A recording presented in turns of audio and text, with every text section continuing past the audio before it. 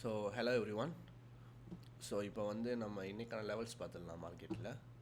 So actual current market வந்து இப்போ இங்கே ட்ரேட் ஆகிட்டு இருக்குது. ஸோ இந்த கேண்டை பார்த்தா தெரியும் உங்களுக்கு, நல்ல ஒரு ப்ரீவியஸ் லோவை ஸ்வீப் பண்ணிவிட்டு ரிவர்சல் ஆகிருக்கு. ஸோ இப்போ நம்ம பிளான் என்னென்னா, அகெயின் இந்த லெவல் வந்தால் பை ட்ரை பண்ணலாம். ஸோ இப்போ நான் இப்போ 15 மினிட்ஸ் டைம் ஃப்ரேம் வச்சுருக்கேன். ஸோ நீங்கள் இங்கே வரும்போது ஒரு 1 மினிட் மாற்றி பை வச்சிங்கன்னா உங்களுக்கு எஸ்எல் வந்து முடிஞ்ச அளவுக்கு மினிமம் ஆயிடும். ஒரு 30 to 40 பிப்ஸ் தான் எஸ்எல் வரும். ட்ரை பண்ணும்போது 1:2 இல்லை 1:3 எய்ம் பண்ணலாம். இங்கே அகெயின் இந்த லெவல் வந்து ரிவர்சல் ஆகிறதுக்கான சான்ஸ் நிறையா இருக்குது. பட் அதே டைம் வந்து இந்த விக் இருக்குது பாருங்கள், இந்த விக்குக்கு கீழே போயிட்டானா இன்றைக்கி நம்ம ஒரு நல்ல ஃபாலை எக்ஸ்பெக்ட் பண்ணலாம். அந்த ஃபால் எவ்வளோ தூரம் இருக்குன்னு பார்த்தீங்கன்னா, அந்த ஃபால் வந்து நம்ம இது வரைக்கும் எக்ஸ்பெக்ட் பண்ணலாம்.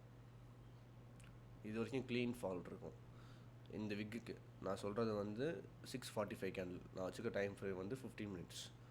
ஸோ 6:45 கேண்டில் கீழே வந்துட்டால் அகைன் ரீடெஸ்ட் கண்டிப்பாக கொடுப்பான். கொடுக்குற இடத்துல நம்ம ட்ரை பண்ணி இது வரைக்கும் நம்ம எக்ஸ்பெக்ட் பண்ணலாம் ஃபால்.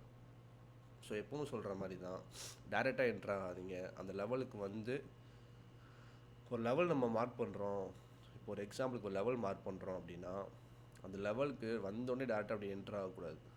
ஆகாமல் ரிவர்சல் ஒரு இன்டர்னல் லோவை பிரேக் பண்ண அப்புறம் அகைன் ஒரு ரீடெஸ்ட்டில் ட்ரை பண்ணோம்னா, இந்த கன்ஃபர்மேஷன் பார்த்து இங்கே என்ட்ரு ஆனோம்னா நமக்கு எஸ்எல் சின்னதாக இருக்கும். எஸ்எல் அடிக்கிறதுக்கான வாய்ப்புகளும் ரொம்ப கம்மி. ஸோ இன்றைக்கான பிளான் இவ்வளோ தான்.